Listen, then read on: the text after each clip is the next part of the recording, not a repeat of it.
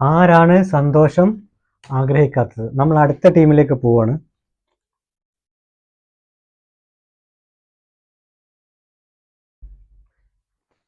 എല്ലാ മലയാളികളുടെയും one and only favourite ആയ സഞ്ജു സാംസന്റെ സ്വന്തം രാജസ്ഥാൻ റോയൽസിലേക്ക് നമ്മൾ നോക്കുമ്പോൾ പേഴ്സണലി കുറച്ചിപ്പോൾ ഈ അവസാനത്തെ ആ ഒരു ഓപ്ഷൻ കഴിയുമ്പോൾ ശരിക്കും ഈ രാജസ്ഥാൻ റോയൽസിനോടുള്ള ഒരു ഇഷ്ടം കുറഞ്ഞു പോയോ എന്നുള്ള സംശയം എനിക്കുണ്ട്. എൻ്റെ പേഴ്സണലായിട്ടുള്ള ഒരു ഒരു അഭിപ്രായത്തിൽ എനിക്കൊരു കുറച്ചൊരു ഇഷ്ടം കുറഞ്ഞു പോയിട്ടുണ്ട്. അതിനുള്ള പ്രധാന കാരണം ഇവരെടുത്ത കുറച്ച് തീരുമാനങ്ങളാണ്. ഇവർ നിലനിർത്താൻ ഉദ്ദേശിച്ച താരങ്ങളും ഇവർ പുറത്തേക്ക് വിട്ട താരങ്ങളും ഒക്കെ നമ്മൾ ശരിക്കും നോക്കുമ്പം ഒരു മലയാളി എന്ന നിലയിൽ അല്ലെങ്കിൽ അവരുടെ ഒരു ബോണ്ട് നമ്മൾ കണ്ടുകൊണ്ടിരുന്ന ഒരു ക്രിക്കറ്റ് പ്രേമി എന്ന നിലയിൽ ശരിക്കും കുറച്ച് ബുദ്ധിമുട്ടും കുറച്ച് ഇഷ്ടക്കേടുകളും ഉള്ള ഒരു സമയമാണ് കടന്നു പോയിട്ടുള്ളത്. കാരണം നമ്മുടെ ബട്ട്ലർ ചേട്ടൻ, അതുപോലെ തന്നെ അശ്വിൻ, അതുപോലെ തന്നെ ചാഹൽ, ഈ ഒരു ത്രികോണം എന്നൊക്കെ പറഞ്ഞ് ത്രികോണത്തിൻ്റെ 3 കോർണറുകളെ പോലെ ഈ ഒരു ടീമിനെ താങ്ങി നിർത്തിയിരുന്ന ഒരു നല്ല കിടിലൻ ബോളേഴ്സും അതുപോലെ കിടിലൻ ബാറ്റ്സ്മാൻമാരെയൊക്കെ ഇങ്ങനെ പറഞ്ഞു വിട്ടിട്ടുള്ള എൻ്റെ ഒരു അമർഷം എൻ്റെ ഉള്ളിൽ ഇപ്പോഴും നീറിപ്പുകയുന്നുണ്ട്. എന്നിരുന്നാലും മുഴുവനായിട്ട് നമുക്ക് അങ്ങനെ ഒരു തള്ളിപ്പറയാൻ പറ്റില്ല ഈ ഒരു ടീമിനെ. കാരണം നമ്മുടെ എല്ലാം ഫേവറേറ്റ് ആയ നമ്മുടെ സഞ്ജു നയിക്കുന്ന ഒരു ടീം ഈ പ്രാവശ്യമെങ്കിലും ഫൈനലിൽ എത്തി കപ്പ് നേടണം എന്ന് തന്നെയാണ് എൻ്റെയും ആഗ്രഹം. ഓൾമോസ്റ്റ് എല്ലാ മലയാളികളും ആഗ്രഹിക്കുന്ന പോലെ തന്നെ ഞാനും അങ്ങനെ ആഗ്രഹിക്കുന്നുണ്ട്. പക്ഷേ എൻ്റെ ഒരു ചെറിയൊരു ഇഷ്ടക്കേടാണ് ഞാനവിടെ തുറന്നു പറഞ്ഞത്. എന്തായാലും നമുക്കതിൻ്റെ ബാറ്റിംഗ് ലൈനപ്പിലേക്ക് നമുക്കൊന്ന് എത്തി നോക്കുമ്പോൾ ക്യാപ്റ്റനായിട്ട് വരുന്നത് സഞ്ജു സാംസൺ തന്നെയാണ്. നമ്മുടെ രാഹുൽ ദ്രാവിഡാണ് ഇവരുടെ കോച്ചായിട്ടുള്ളത്. എന്തായാലും അതൊരു പോസിറ്റീവായിട്ടുള്ള കാര്യമാണ്.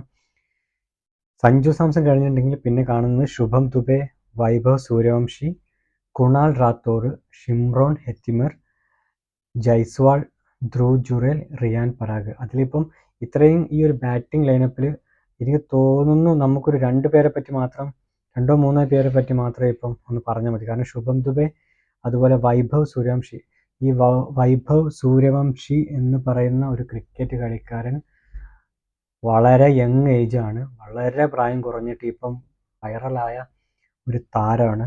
ഏകദേശം ഈ ഒരു IPL ശരിക്കും ഓർമ്മിക്കപ്പെടുന്നത് അല്ലെങ്കിൽ ചർച്ചാ വിഷയമാകുന്നത് ഡെഫിനറ്റ്ലി വൈഭവ് സൂര്യവംശിയുടെ ഒരു പ്രസൻറ്റോട് കൂടി തന്നെ ആയിരിക്കണം. കാരണം എങ്ങനെയാണ് വൈഭവ് കളിക്കുക, കാരണം അത്ര ഒരു ചെറിയ പ്രായമാണ്, എങ്ങനെയാണ് കളിക്കുക എന്നുള്ളതിൻ്റെ ഒരു ആകാംക്ഷ എല്ലാവരിലും ഉണ്ട്. അതുപോലെ തന്നെ കുണാൽ റാത്തോർ എന്ന് പറയുന്ന ഒരു വിക്കറ്റ് കീപ്പറാണ് അതുപോലെ ഒരു പുതുമുഖമായിട്ട് ഇവിടെ കാണുന്നത്.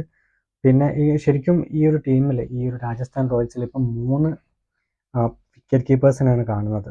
കുണാൽ റാത്തോർ, അതുപോലെ ധ്രുവ് ജുറേൽ, സഞ്ജു സാംസൺ.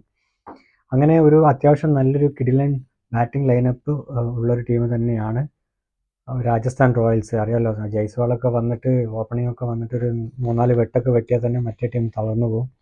റിയാൻ പരാഗ് ശരിക്കും ഒരു ലക്കിയസ്റ്റ് പേഴ്സണാണ്. കാരണം ഈ റിയാൻ പരാഗാണ് ഇനിയൊരു ഏകദേശം ഫസ്റ്റ് ഒരു 3 കളിയിൽ രാജസ്ഥാൻ റോയൽസിനെ നയിക്കുക എന്നാണ് പറഞ്ഞു കേൾക്കുന്നത്. സഞ്ജു സാംസൺ ഉണ്ടാവില്ല. സഞ്ജു സാംസൺ ഉണ്ടാവുമെന്നും പറയുന്നത് ഇമ്പാക്റ്റ് പ്ലെയർ ആയിട്ട്, അതായത് ഫീൽഡ് ചെയ്യാനൊന്നും പറ്റില്ല, ജസ്റ്റ് ബാറ്റിങ്ങിന് വേണ്ടി മാത്രമായിട്ടായിരിക്കും ആദ്യത്തെ 3 കളിയിൽ സഞ്ജു സാംസൺ വരിക എന്നൊക്കെ പറഞ്ഞു കേൾക്കുന്നുണ്ട്. ഈ റിയാൻ പരാഗിനെ പറ്റി പറയുകയാണെന്നുണ്ടെങ്കിൽ IPL നന്നായിട്ട് കളിച്ചതിന് ശേഷം പിന്നെ വളരെ നിറം മങ്ങിയ ഒരു കളി കളിച്ചിരുന്നു. അങ്ങനെ ടീമിൽ നിന്ന് ഔട്ടായി പോകും എന്നുള്ള ഒരു കിംവദന്തിയൊക്കെ ഉണ്ടായിരുന്നു. പക്ഷേ ഫോർച്ചുനേറ്റ്ലി റിയാൻ പരാഗ് കഴിഞ്ഞ കളിയിലൊക്കെ നന്നായിട്ട് കളിച്ചു. അതുപോലെ തന്നെ ഇന്ത്യൻ ടീമിൽ സെലക്ട് ചെയ്തിട്ടും വളരെ നന്നായിട്ട് കളിച്ചതുകൊണ്ട് റിയാൻ പരാഗ് ഒരു വൻ തിരിച്ചറിവൊക്കെ നടത്തിയെന്നൊക്കെ നമുക്ക് പറയാൻ പറ്റും. എന്തായാലും നമുക്ക് ഇതൊക്കെയാണ് ബാറ്റിംഗ് ലൈനപ്പ് വരുന്നത്. എന്തായാലും നല്ല സ്ട്രോങ് ആണ്, ഒന്നും പറയാനില്ല. ഓൾറൗണ്ടേഴ്സിൽ വരുമ്പോഴാണ് ചെറിയൊരു ബുദ്ധിമുട്ട് കാണുന്നത്. ഒരു വലിയൊരു ഓൾറൗണ്ടേഴ്സ് ഒന്നും ഇല്ലാന്ന് തന്നെ പറയാം. ഒരു ഓൾറൗണ്ടറും ഇല്ലാത്തൊരു ടീമെന്നൊക്കെ പറയാൻ പറ്റും. നിതീഷ് റാണയാണ് കാണുന്നത്, അതുപോലെ യുദ്വീർ സിംഗ് ആണ് കാണുന്നത്. നിതീഷ് റാണ നന്നായിട്ട് ബാറ്റ് ചെയ്യുന്നതാണ്. ബോളിങ്ങിൻ്റെ കാര്യത്തിൽ നമുക്ക് നിതീഷ് റാണയെ എത്രമാത്രം നമുക്ക് വിശ്വസിക്കാൻ പറ്റുന്ന നമുക്കെന്തായാലും കാത്തിരുന്ന് കാണാം. അതുപോലെ ബോളേഴ്സിലേക്ക് വരുമ്പോൾ ജോഫ്ര ആർച്ചർ ഉണ്ട്. ജോഫ്ര ആർച്ചർ കഴിഞ്ഞ സീസണിൽ അത്രയ്ക്ക് അങ്ങോട്ട് മിന്നിയിട്ടില്ല, ഈ പ്രാവശ്യം. അതുപോലെ മഹീഷ് തീക്ഷ്ണ ഉണ്ട്, നല്ലൊരു ബോളറാണ്. അതുപോലെ വനിന്ദ് ഹസരംഗ ഉണ്ട്, നല്ലൊരു ബോളറാണ്. ഹസരംഗയെ നമുക്ക് വേണമെന്നുണ്ടെങ്കിൽ ഒരു ഓൾറൗണ്ടറായിട്ടൊക്കെ കൂട്ടാൻ പറ്റും. അതുപോലെ ആകാശ് മധുവാൽ, കുമാർ കാർത്തിക സിംഗ്, തുഷാർ ദേശ്പാണ്ഡെ, ഫസൽ ഹക്ക് ഫാറൂഖി, ക്വന മഫാക്ക, അശോക് ശർമ്മ, ഇങ്ങനെയുള്ള കുറച്ച് ഒരു പുതിയ പേരുകളൊക്കെ കേൾക്കുന്നുണ്ട്. എന്തായാലും എങ്ങനെയാണ് അവർ കളിക്കുക എന്നുള്ളത് നമ്മളെല്ലാവരും ആകാംക്ഷയോടെ തന്നെ നമ്മൾ കാത്തിരിക്കുകയാണ്.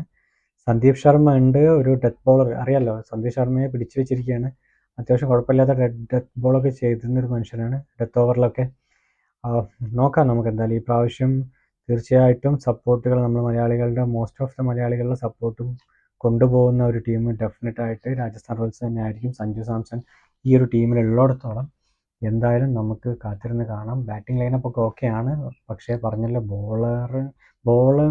ബോളും ഓക്കെയാണ്. പക്ഷേ ഓൾറൗണ്ടറിലേക്ക് അങ്ങോട്ട് എന്തുകൊണ്ടാണ് ഇവർ ഈ ഓൾറൗണ്ടർമാരൊന്നും ഈ IPL-ൻ്റെ ലേലം വിളിയിൽ ഓപ്ഷനിൽ തിരഞ്ഞെടുക്കാതിരുന്നത് എന്നുള്ളത് തന്നെ ഒരു സംശയമുള്ളൊരു കാര്യമാണ്. അതൊരു പോരായ്മയല്ലേ എന്ന് എനിക്കൊരു സംശയമില്ലായ്മയില്ല. ഓക്കെ, അങ്ങനെയൊക്കെയാണ് ടീമിൻ്റെ ഒരു ലൈനപ്പ് ഇവിടെ എന്തായാലും നമ്മുടെ രാജസ്ഥാൻ റോയൽസിൻ്റെ കാണുന്നത്.